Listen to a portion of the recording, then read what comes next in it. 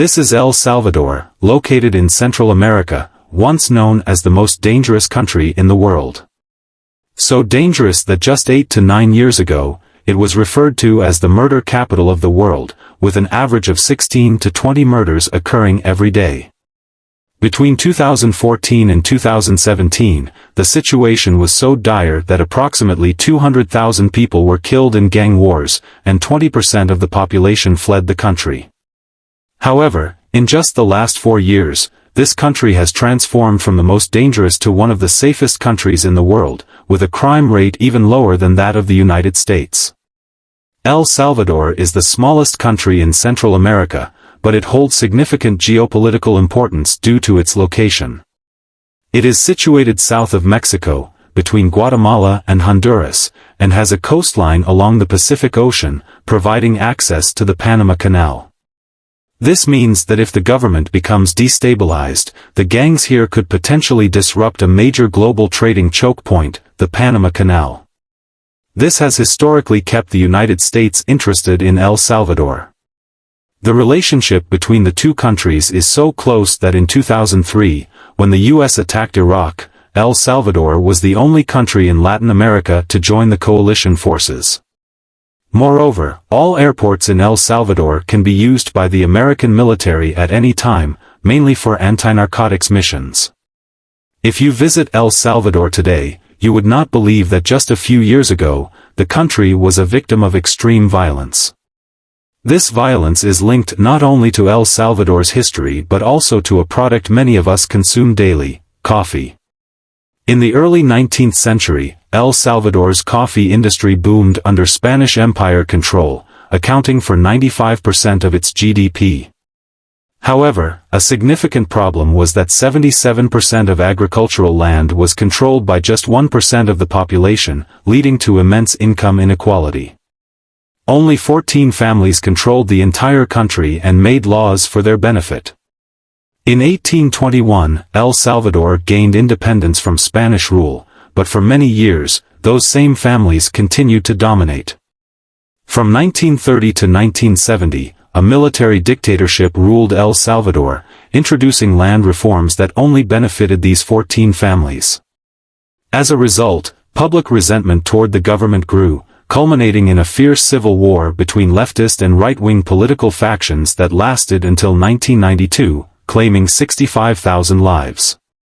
During this time, the people of El Salvador banded together, forming a community that later became infamous as the MS-13 gang. Originally established to protect their families, this community evolved into a hardcore criminal gang that spread crime to American cities as well. Following the end of the Civil War in 1992, the U.S. began arresting these gang members and deporting them back to El Salvador.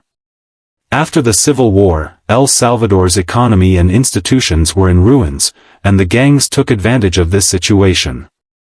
Deportees maintained contacts with criminals still in the U.S. and used these connections to smuggle weapons into El Salvador, increasing their influence.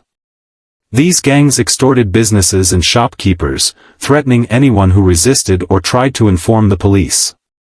Between 2000 and 2011, El Salvador was completely under the control of gangs, leaving the government powerless and instilling fear in the general population. Prisons were overflowing with gang members, but conditions only worsened, leading parents to fear sending their children to school due to the risk of kidnapping.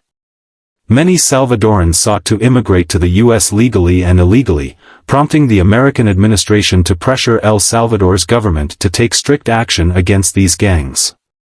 However, it appeared that the Salvadoran government was also afraid of these gangs.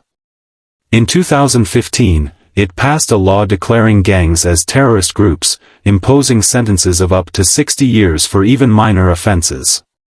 Yet, the crime rate did not improve.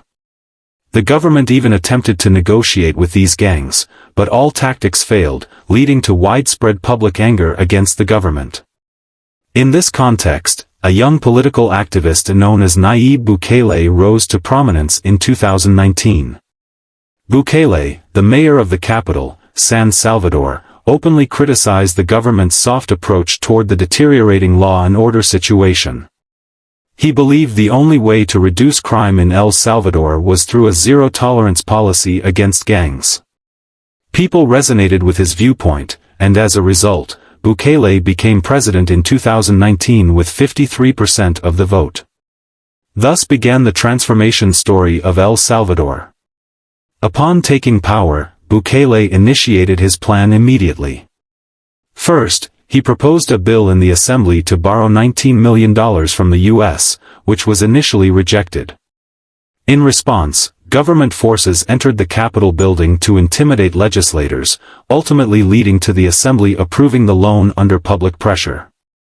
With the funds from the U.S., Bukele undertook two major initiatives. He built a maximum security prison on 410 acres to house 40,000 inmates, and he assembled 38,000 police officers and 24,000 military personnel to create a joint force that patrolled the streets of El Salvador and arrested gang members, sending them to the new prison.